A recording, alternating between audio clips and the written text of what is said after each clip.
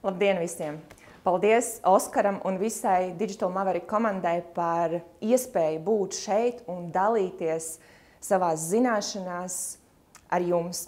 Un es esmu Diana Kudrāšo, personības un biznesa izaugsmes trenere un palīdzu ambiciozām uzņēmējām pelnīt naudu ar savu sirds lietu. Šeit jūs redzat manu pieredzi gan pārdošanā, gan arī principā manu ceļu. Jau vairāk kā 10 gadus es esmu tieši pārdošanā un palīdzu to darīt arī citām sievietēm. Un tas, ar ko es ļoti lepojos, ka es katru mēnesi, kopš 2020. gada, katru mēnesi pārdodu, veidoju un vadu online produktus bez reklāmām.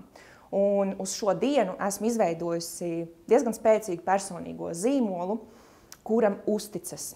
Un šodien es padalīšos ar vienu no konceptiem, kas stāv absolūti visam pamatā, katrai stratēģijai, katram biznesam. Tā, nākošais slaids šeit, ja? Šādi. Ar ko viss sākās? Sarkanais čemodāns. 10 gadus atpakaļ es paliku uz ielas. Reāli ar sarkanu čemodānu un 150 eiro kontā. Es nezināju, ko es vēlos darīt. Es nezinu, vai jūs redzat slaidu. Redzat, ja? Jā. Es nezināju, ko es vēlos darīt. Es biju ļoti pazaudējusies. Un tas, kas mani noturēja tad, kad es neredzēju savu lielo vīziju, bija ticība. Ticība, autentiska rīcība un, protams, stratēģija. Stratēģiskas darbības, kuras ved uz rezultātu. Un ir tik tiešām ļoti viegli ticēt, tad, kad viss ir labi, tad, kad tev ir nauda, tev ir skaidra vīzija, tad, kad tev klienti saka jā, tad, kad tev viss sanāk. Ir ļoti viegli ticēt, ir ļoti viegli redzēt vīziju, ir ļoti viegli redzēt, kur tu gribi iet, ir ļoti viegli plānot, lielus sapņus sapņot, bet kas notiek tad, kad viss ir slikti? Kādus lēmumus mēs pieņemam par sevi, par savu biznesu, par saviem klientiem tad, kad mums nav naudas, kad klienti mums jau 10., 15. vai 25. reizi saka nē, kad mums nesanāk un kad mēs esam pazaudējuši savu vīziju, mēs esam pazaudējuši jēgu. Kā turpināt ticēt? Un šodien es jums iedošu konkrētus soļus, kā jūs paši sevi varēsiet izkoučot katru reizi, kad jums pazudīs ticība. Katru reizi, kad jūs sāksiet sevi apšaubīt, jums pēc šīs prezentācijas būs konkrēti instrumenti, kā strādāt ar savu mindsetu. Bet tagad padomājam, kādus lēmumus jūs pieņemat par sevi, savu produktu, savu klientu tad, kad jums ir slikts mēnesis. Tad, kad jums reāli neiet, kad klients saka nē, kādus lēmumus jūs pieņemat? Es redzu čatu, un jūs varat padalīties. Jo ļoti bieži, kad ir sliktākais mēnesis, kad nav naudas vai sliktākie 2 mēneši, mēs sākam identificēt sevi ar šiem rezultātiem. Mēs sākam identificēt sevi ar klienta nē. Un sākam sevi apšaubīt. Sākam apšaubīt savu produktu un iespējams pat savu nišu. Un sākam meklēt citus spīdīgus objektus, kas ir totāli nepareizi. Jo katru reizi, kad tu sāc no jauna, tu sāc no jauna. Tev ir atkal jābūvē ticība jaunā lietā. Tā. Ejam tālāk. Vienkārši piefiksēt, kādas domas jūs domājat par sevi, savu klientu biznesu, tad, kad lietas neiet godīgi. Jo pēc tam jums būs iespēja pastrādāt ar šīm domām. Un tad, kad jūs domājat par to, ka klientiem nav naudas, valstī viss ir slikti, niša nav pareizā, vai mans piedāvājums ir kaut kāds nepareizs, nekvalitatīvs, un kad jūs par sevi domājat slikti, kā jūs jūtaties? Droši vien jūs jūtaties trauksmains, iespējams jums ir bailes, jūs jūtat šaubu enerģiju. Un, ja jūs pieņemat lēmumus un rīkojaties no šaubu enerģijas, tas, ko jūs vairojat, ir apšaubāmas darbības. Jūs neparādaties drosmīgi, jūs neparādaties pārliecinoši, un šo enerģiju cilvēki sajūt. Jo aiz katras stratēģijas, aiz katra biznesa, aiz katra pakalpojuma ir personība ar savu autentisko enerģiju, ar savu redzējumu. Un kādus rezultātus jūs radāt no šīm domām? Visdrīzāk jūs neparādaties pietiekoši drosmīgi, pietiekoši bieži un neveicat stratēģiskas darbības ceļā uz savu mērķi, jo jūs viņam pārstājat ticēt procesā. Jā, diemžēl komentārus es neredzu, bet nekas. Man vienkārši par tālu. Un jā, super, paldies. Jā. Jā. Super. Kas rada un vairo neticību? Visbiežāk tas ir tad, kad mēs sasaistam sevi ar pagātnes pieredzi. Mēs pieņemam lēmumus šeit un tagad no pagātnes pieredzes. Cik daudz es esmu redzējusi no klientiem, starp citu, kungi, taimers neiet. Es neredzu taimeri, es nezinu, kas un kā. Ja? Tā kā dodat ziņu. Mēs pieņemam šodienā lēmumus par saviem nākotnes plāniem un nākotnes vīziju, izejot no pagātnes pieredzes. Sanāca, nesanāca projekts, kāda bija saruna ar klientu, bet tas, kas veido spēcīgu identitāti un virza mūsu uz nākotnes, tā kā mūsu labāko versiju, uz mūsu, jā, super, paldies, tas, kas mūs virza uz priekšu ātrāk, ir tad, kad mēs pieņemam lēmumus nevis no pagātnes, bet no nākotnes vēlamās versijas. Tad, kad mēs savas domas un sajūtas paņemam no turienes, nevis balstamies uz pagātnes balstīto pieredzi, kura, jā, daudziem mums ir negatīva, un reizes 9 no 10 tik tiešām nesanāk, arī man, taču tikai tie, kuri nezaudē ticību un virzās uz priekšu, protams, kā arī saņem rezultātus. Jo tos cilvēkus, kurus jūs tagad redzat kā līderus, tos, kurus jūs apbrīnojat, viņi tāpat baidās, viņi tāpat šaubās, bet viņi nezaudē ticību un viņi turpina darīt. Viņi turpina eksperimentēt, turpina mēģināt, līdz sasniedz rezultātus. Un tā ir nereālākā uzticība savam mērķim un savai vīzijai. Nākošais, kas rada tieši neticību, ir sevis samazināšana. Tad, kad tu sāc sevi salīdzināt ar citiem, tu samazini sevi. Es neesmu pietiekoši labs, es neesmu vēl pietiekoši gudrs.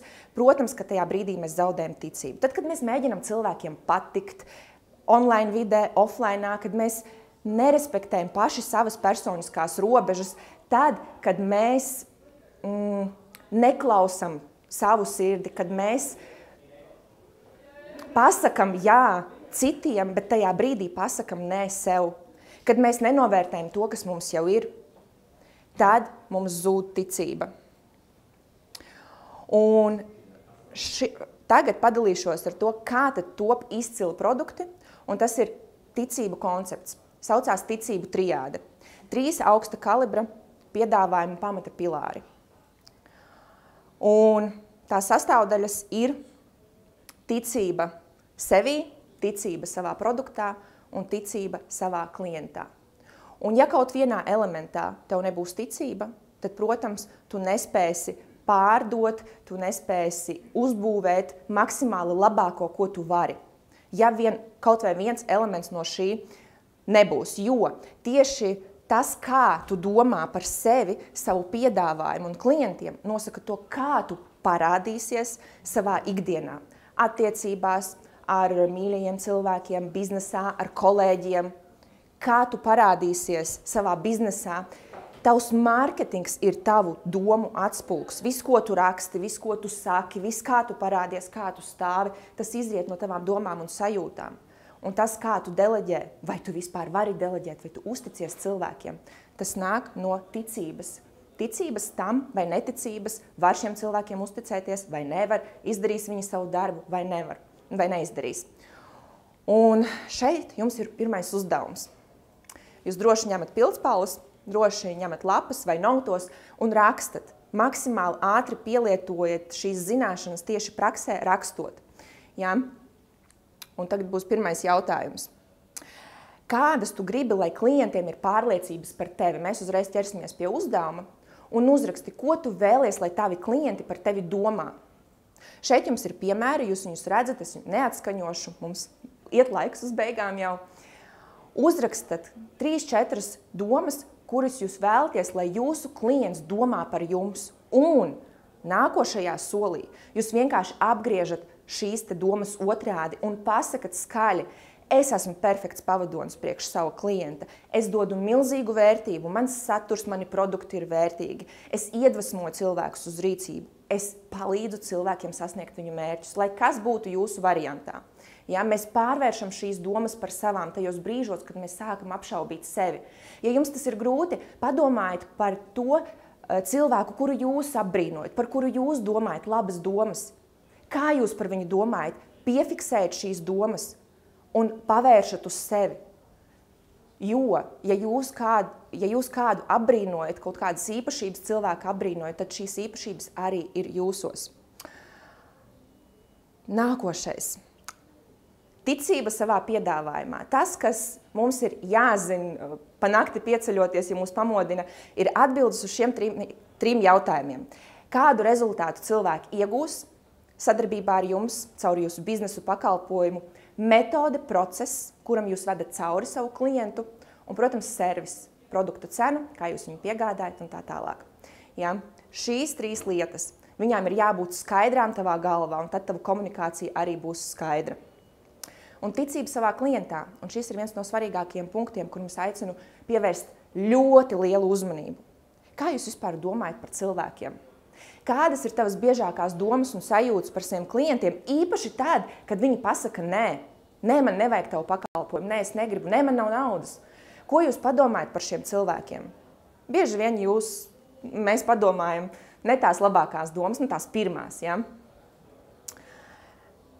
Bet mums ir jātic savos klientos, jo tikai tad, kad mēs ticēsim savos klientos, mēs veidosim priekš viņiem attiecīgu mārketingu. Un mūsu uzdevums caur visu mūsu komunikāciju, caur mārketingu ir ieviest ticību cilvēkos, ka šis produkts viņiem ir vajadzīgs, ka šis produkts viņiem ir palīdzējis un tā tālāk. Jo tad, kad mēs ieviešam ticību cilvēkos, viņi sāk investēt arī mūsos, jo viņi sāk ticēt. Jo jūs nevarat sadarboties ar cilvēku, kas netic ne sev, ne jūsu produktam. Tā.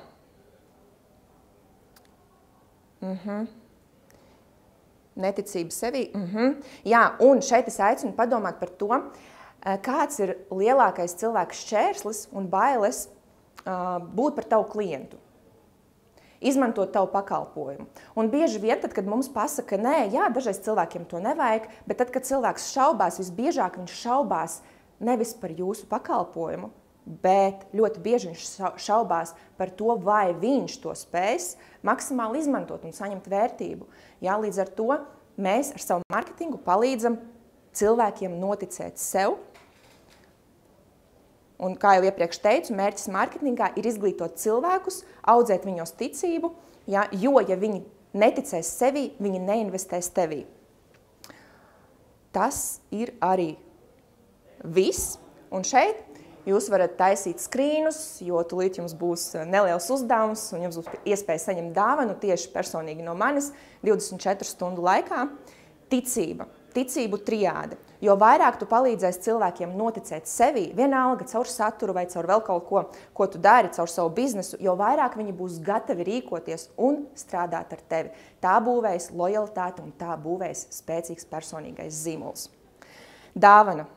Taisi skrīnus, atzīmē mani storijos, padalies ar vienu insightu no šīs prezentācijas un mēs ar komandu izsūtīsim tev dāvanu 24 stundu laikā. Un ja tu neko neatcerējies no šīs prezentācijas, tad atceries, autentiskums ir trends, kurš nekad neizies no modes. Tur ir patiesums, tur ir ticība, tur ir tavas autentiskās rīcības. Paldies! Kā mēs jautājumus uzdodam, cik mums laiks ir tagad? Es varu uzdot, jā? Jā. To droši arī to jautājumu ir pateicis skaļi, jo tev ir mikrofons, jā? Tad pirmais ir, kā atšķirt, ka projektam ir īslaicīgas problēmas, vai arī projekts ir miris un laiks sākt kaut ko jaunu? Tā, kur ir tas jautājums? Viņš tu čatņēt, viņi neredzēs, ja tev ar sekundēm nobiedri, tad droši vienkārši pasaka to jautājumu skaļi, ka tāds jautājums ir. Jā, jautājums, kā saprast, vai produkts ir? Projekts ir izlaicīgi kaut kādās problēmās, izaicinājumos, no tādiem projektiem, kur tev vienkārši, kurš jau sen ir miers, un tev jāsāk kaut kas jauns ir. Noteikti jāizvērtē. Tā kā man to jautājumu ir vienkārši grūti atskaņot. Kā saprast, kad vajag padoties? Nu, pirmkārt, jāpaskatās uz tirgus trendiem, tendencēm, vai vispār tas ir aktuāli cilvēkiem, jo mēs produktus ražojam priekš cilvēkiem. Katru produktu tu testē. Ja tu redzi, ka cilvēkiem tas nav vajadzīgs, tad vai tu adaptē kaut ko, vai tu meklē pilnīgi absolūti jaunu lietu, jo mēs būvējam biznesus, mēs būvējam visu priekš cilvēkiem. Tāpēc pats svarīgākais ir nočekot, vai tas ir aktuāli viņiem. Vēl kāds jautājums? Jā, kā stiprināt pārliecību par sevi un savu ideju, ja apkārtējie šaubās un nesaprot tavu vīziju? Vai apkārtējie tev netic? Kā saglabāt pārliecību tad, kad apkārtējie tevi netic? Pirmkārt, iespējams, uz kādu laiku var nomainīt vidi. Mans stāsts par sarkano čemodānu bija tieši tāds. Es kādu brīdi paliku viena, jo man bija jāfokusējas uz sevi, man bija jāklausās podkāsti, informācija, lai barotu savu prātu un noticētu sev. Jo, ja es neticu sev, tad kurš vēl manī noticēs? Ja? Un šis koncepts, kas bija šajā prezentācijā, viņš palīdzēs jūsu prātam atgriezties pie sevis un vairot ticību.